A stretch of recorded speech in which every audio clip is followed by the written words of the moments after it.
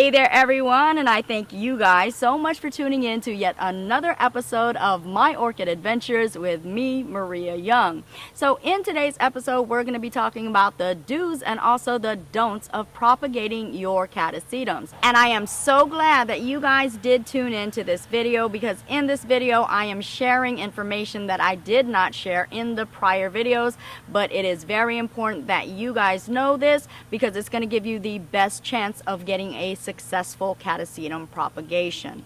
Now, if you guys have been following me, you guys know that I've started a series of how to propagate these catasetum types of orchids, and I'm showing you a variation of different ways. Now, there is one video that I did, and it talks about the basic propagation of these catasetums, and that is the most simplest way to do it, so that's the one that I recommend. Now, if you guys have not watched that video yet, I do recommend that you watch it first before watching this video, because it's going to bring you up to speed and you'll have more information and you'll be better capable to understand exactly what I'm talking about in this video. Watch that video if you haven't already, and you can do it by clicking right here on this link. Okay, so one of our catasetum propagation project consisted of one pseudobulb with 14 possible and potential new growths. Now, the issue that I was having with that is the possible new growth areas were actually too close to one another, and I was so afraid that they would run into each other and basically choke each other out via their roots. So I did ask you guys for your suggestion on what you thought that I should do, and one of the suggestions that I received is to simply remove the new growths and then mount them up. And it sounded like a good idea at the time, but folks, I'm telling you now, do not do it. That is a definite don't. Definite don't. Contrary to my own personal beliefs on how powerful these catasetum bulbs were, for the fact they contained so much energy within these bulbs that they were self-sufficient enough to be divided one pseudobulb only, and indeed they could go ahead and bring forth new growths. So yeah, we had a project where I had 5 bulbs and 4 of them sprouted into action. So that is such a good ratio, right? So indeed, these catasetum bulbs are so powerful. Now here's a key word: the bulbs are so powerful. Now the new growth itself, on the other hand, is such a different story. Because without the bulb, the actual new growth does not sustain that much energy at all. So when you remove it, surprisingly guys, it cannot stand on its own. And I'm going to go ahead and show you the actual orchids that I did discover just how weak these new growths were. So here we go, folks. This is the actual catasetum that exposed 14 potential new growth, but in actual reality, I believe this is going to have about 7 or 8 new growths when it's all said and done. Now, as you guys can see, they are pretty close together, and that is what I was afraid of, is that the root system would actually choke one another out. One of these would not survive, or at least I thought that was the case. So I was thinking of possibly removing them, but this is what I learned. So this is an orchid right here which had a pseudobulb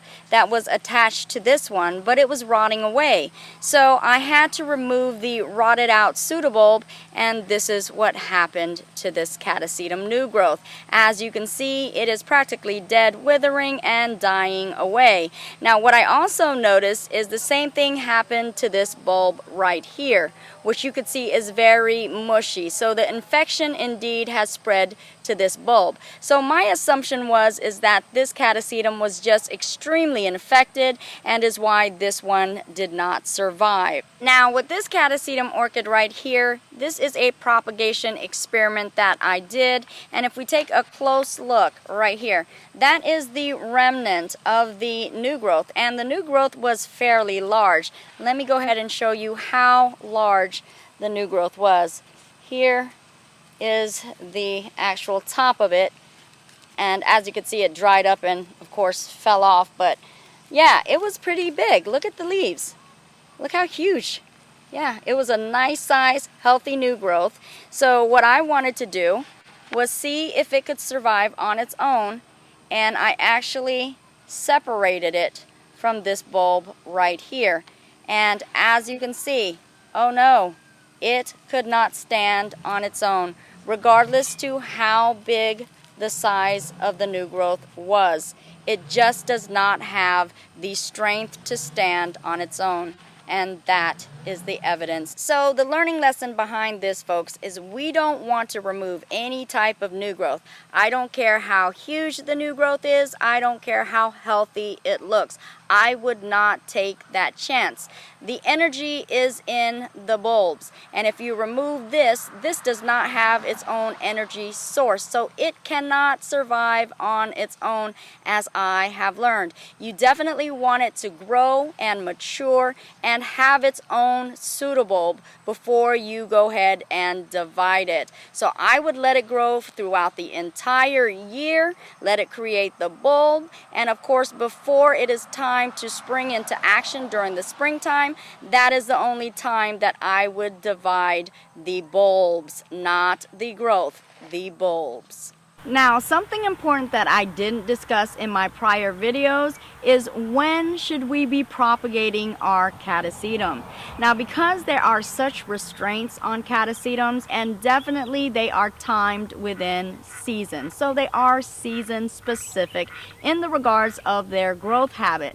Now, because of this, we should understand that the majority of the catasetum types of orchids usually spring forth with their new growths in the springtime. So the best actual time to do the propagation is actually probably right before winter ends. So in the latter parts of the winter season. So they will be already divided and all set and ready to go when the springtime comes and when it is time to start producing their new growths. Now, what you don't want to do is wait too long, for the simple fact that, again, they are season specific.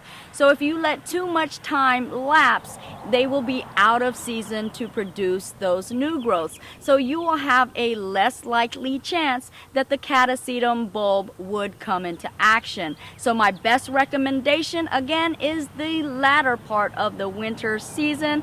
I wouldn't risk dividing them after that because, again, once that time has already passed, then you do not have the greatest potential or the best success rate for that propagation.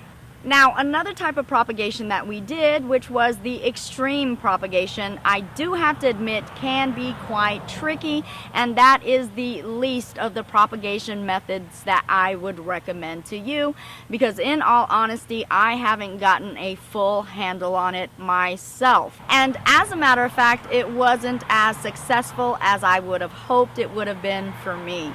So indeed, folks, I would recommend that you do not do the extreme propagation, because in my experience it actually was not worth the risk, nor was it worth the frustration involved. And I have to admit, you just have such a lower chance of having a successful propagation. That is my least recommended propagation method for the catasetum orchids. And there you have it, folks. That is an absolute do's and don'ts when it comes to propagating your catasetums. Now, I do hope that you guys learned something from this, because indeed that is our mission statement. The more that we know, the more that we can grow. And if you guys like this video, please be sure to like, also share, and subscribe. And if you want to join me on Facebook, you can find me at My Orchid Adventures. And if you guys are looking for some phenomenal orchids for sale, you can join me on my eBay adventures as well. Also, want to let you guys know, if you want to write or perhaps send me something, you can do it at the following address right here. You see it right below. I thank you guys so much for tuning in to yet another episode, and as you guys already know, I do truly love and appreciate you guys all. Mwah.